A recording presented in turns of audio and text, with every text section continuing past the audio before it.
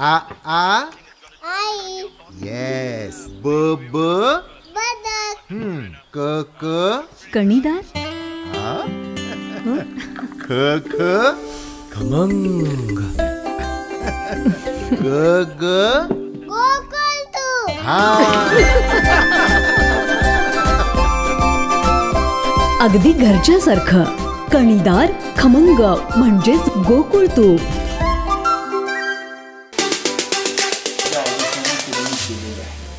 परंतु आंबोली असेल गेळे असेल दोघांची मागणी ही होती की वाटप होत असताना ते जी फॉरेस्ट लँड फॉरेस्टकडे गेलेले त्याच्यासह हे वाटप व्हावं. या संदर्भात जिल्हाधिकारी आणि इतर अधिकाऱ्यांची मी मुंबईला मीटिंग घडवून आणलेली होती वन खात्याच्या सचिवांच्या बरोबर. आणि त्यांनी असं सांगितलेलं होतं की एक एकत्रित प्रस्ताव हा SDO सावंतवाडी यांनी वन विभागाला पाठवलेला आहे.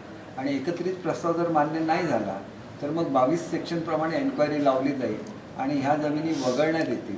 या जमिनी जरी 35 सेक्शनमध्ये वगळल्यामुळे त्याच्यावरची फॉरेस्टची मालकी किंवा राहणार नाही, परंतु वनसदृश्यमध्ये ज्या जमिनी आलेल्या असतील त्यांचं वाटप करता येतं, परंतु त्याच्यावर वनसदृश्य ॲक्टिव्हिटी करायला. त्यामुळे हा प्रश्न सोडवणं फारसं कठीण नाही.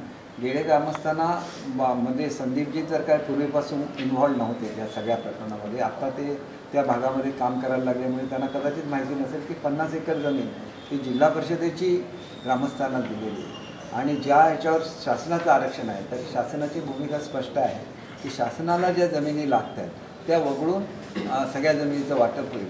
आणि हेच सूत्र सगळीकडे लावलं आहे. तेच सूत्र आंबोलीला लावलं आहे, तेच गेळेला लावलं आहे आणि पर्यायी जमीनसुद्धा उपलब्ध करून दिल्यामुळे, नाहीतर ती जिल्हा परिषदेला वर्ग झालेली जमीन होती, मग ती त्याचं वाटप ग्रामस्थांना का करायला लागणार. कारण माझं ग्रामस्थांना नेहमीच सांग होते, परंतु शासनानं ज्या ठिकाणी 2-2, 3-3 लाख पर्यटक येतात शासनाच्या जमिनीवर, त्याच्यावर शासनालासुद्धा वेगवेगळ्या सुविधा ह्या पर्यटकांसाठी निर्माण करून द्यायला लागतात. त्याच्यासाठी ती जमीन शासनाच्या मालकीची असायला लागते. पण त्याचा अल्टिमेट बेनिफिट हा स्थानिक नागरिकांनाच होत असतो. त्यांच्यासाठी नोकऱ्या निर्माण होतात, त्यांना वेगवेगळे व्यवसाय त्याच्यातून निर्माण होत असतात आणि त्याच्यामुळे असे जे प्रश्न असतात तिथंसुद्धा ग्रामस्थांच्या संदर्भात आमची भूमिका ही सहानुभूतीच पूर्वक राहिलेली आहे. कारण माझे आजचे संबंध नाही गेले गावाशी.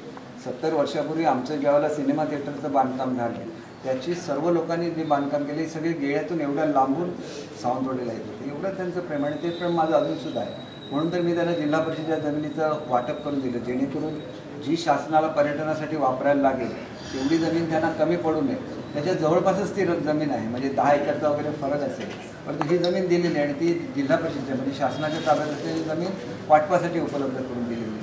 हे सगळं त्यांच्याशी चर्चा करायला लागेल आणि त्यांच्याशी चर्चा करून सामोपचाराने हा प्रश्न सोडवण्यात येईल. तसंच आम्ही पूर्णपणे ग्रामस्थांबरोबर आहोत. परंतु एक महत्त्वाची बाब म्हणजे चौकुलचा प्रश्न अजून सोडवायचा आहे. त्यामुळे या आठवड्यामध्ये मी ज्यावेळेला वन विभाग आणि रेव्हेन्यू डिपार्टमेंटबरोबर एकत्रित बैठक ची मागणी केली आणि ती आम्ही लवकरच घेऊ, त्यावेळेला चौकुलचा विषय सोडवत असताना आंबोली आणि गेळेचा जो वनजमिनीचा संदर्भात अडलेला भाग आहे तो सुद्धा पूर्ण करण्यात येईल. आणि आम्ही जो पाठवला प्रस्ताव, तो प्रस्ताव जर वन खातं स्वीकारणार असेल तर ठीक आहे, नाहीतर 22 सेक्शनच्या ज्या एन्क्वायरीज आहेत त्या ताबडतोब घेण्याच्या सूचना या मी यांना आपल्या इथल्या SDOना दिलेल्या आहेत. दुसरी गोष्ट अशी आहे की आपल्याला जे काय रस्ते वगैरे ठेवायला लागतात हे कंपल्सरी आहेत, ते काही शासनाचे नियम सगळ्यांनाच लागू आहेत. तर त्या संदर्भात ठेवलेत की नाही सगळ्याची ते खात्री करते. शासनाला ज्या जागा लागतात, उदाहरणार्थ प्रायमरी हेल्थ सेंटर आहेत, शाळा आहेत वगैरे, हे सगळं वगळून उरलेली सर्वच्या सर्व जमीन ही ग्रामस्थांना दिली जाईल. आचारसंहितेचा प्रश्न सुटेल का? आचारसंहितेच्या पूर्वी आंबोली आणि चौकुळचा प्रश्न सुटलेलाच आहे, त्याला आचारसंहितेचं कुठलंही बंधन नाही. फक्त वनजमिनीमधून ते वगळण्याचा जो निर्णय आहे तो येत्या 8-15 दिवसामध्ये आम्ही करून घेऊ. आणि समजा त्यांनी असा निर्णय दिला की तुम्ही हिअरिंग लावा, तर प्रायोरिटीने हे हिअरिंग या प्रांतसाहेबांकडे घेण्यात येतील आणि कुठल्याही परिस्थितीमध्ये आंबोली आणि गेळे दोन्ही ग्रामस्थांना जमिनीचं वाटप करायचं. काल गेळेवासियांना पालकमंत्र्यांनी भेट दिली होती आंदोलनाच्या ठिकाणी. त्या ठिकाणी असा आरोप केला गेला की स्थानिक आमदार ह्या प्रश्नावर खो घालत आहेत, त्यांचं याकडे पूर्ण दुर्लक्ष होतं. मुळात कोणी ऑर्डर करून घेतली, कोणी ऑर्डर करून घेतली? एका माणसाने तरी एवढ्या वर्षामध्ये करून घेतली? त्या सगळ्या ऑर्डर मी करून घेतल्या. जे उपोषणाला बसले ते कुठल्याही मिटिंगला उपस्थित नाही, कधीही त्यांना ह्याची माहिती नव्हती, परंतु ते आमचे सहकारी आहेत, त्याच्यामुळे त्यांच्यावर टीका मी करणार नाही. श्रेय घेण्यासाठी कोणी श्रेय घ्यावं. 2.5 वर्ष याला स्टे होता, कोणी उठवला? मी स्वतः उठवला, GR काढून घेतला, सगळं मी केलेलं आहे ना. मग सहकार्य नाही कसं म्हणतात? जिल्हा परिषद जमीन कोणी नावावर करून दिली? मी नावावर करून दिली. जिल्हा परिषद नावावर एवढी जमीन आहे हे सुद्धा माहिती नव्हतं, कारण प्रत्येक गोष्ट मी करत असतो. हे करत असताना मी त्याची कधी पब्लिसिटी करत नाही. मी 100% ग्रामस्थांबरोबर आहे, परंतु कोणीतरी ग्रामस्थांचा गैरसमज करून देत असतील तर ग्रामस्थांनी हा गैरसमज करून घेता कामा नये, कारण ऑर्डर मी काढून घेतलेली आहे. कमिटीचा अध्यक्ष सुद्धा मी आहे. आज काय गेळ्याचं वाटप झालं नाही, गेळ्याचं वाटप कधीतरी तिथल्या ग्रामस्थांनी केलं, कारण त्यांच्यामध्ये एकी आहे. परंतु ते शासनाच्या नियमाप्रमाणे कसं करता येईल, ते शासनाचे जे अधिकारी आहेत ते बसतील आणि त्याला आम्हाला कुठलाच हे नाही आहे. मुळात मीच काढून घ्यायचे, सगळी एवढी वर्ष खटपट मी करायची, मी ऑर्डर काढून घ्यायची आणि कुठंतरी माझ्यामुळे हे करायचं असं सांगणं. पेन्सिलच्या नोंदी करा, पेन्सिलच्या नोंदी करणं कुठल्या कायद्यात बसतं? कुठे अलाउड आहे? कोणीतरी जाऊन गैरसमज करून देतो की पेन्सिलच्या नोंदी करा. असं कायद्यामध्ये पेन्सिलची नोंद हा बाबच नाही. वन खात्याची जमीन वन खात्याच्या NOCवर ट्रान्सफर करा असं कोणीतरी ऑर्डर देतं, अलाउड कुठे आहे? अशी जर कोणी जमीन ट्रान्सफर केली तर त्यांना तुरुंगवासाची शिक्षा आहे. मग अधिकाऱ्यांनी तुरुंगात जायचं का? सगळी ग्रामस्थांनी शेवटी लक्षात घेतलं की मी 100% तुमच्यावर आहे आणि 100% तुमच्या नावाने जमिनी करून द्यायला मी बांधील आहे आणि त्याच्यावर कुठलाही मनामध्ये शंका बाळगण्याची कारण नाही. कोणी एखादी व्यक्ती उपोषणाला बसले म्हणून त्याच्याबद्दल माझ्या मनात काय वाईट असेल बिलकुल नाही, परंतु ही प्रोसेस मी अनेक वर्ष करतो. अनेक वर्षानंतर मग एवढ्या वर्षामध्ये जमिनीचं वाटप का नाही झालं? मी आमदार झाल्यानंतर ते ऑर्डर्स कशा काढून घेतल्या, ते GR सगळे कसे काढले?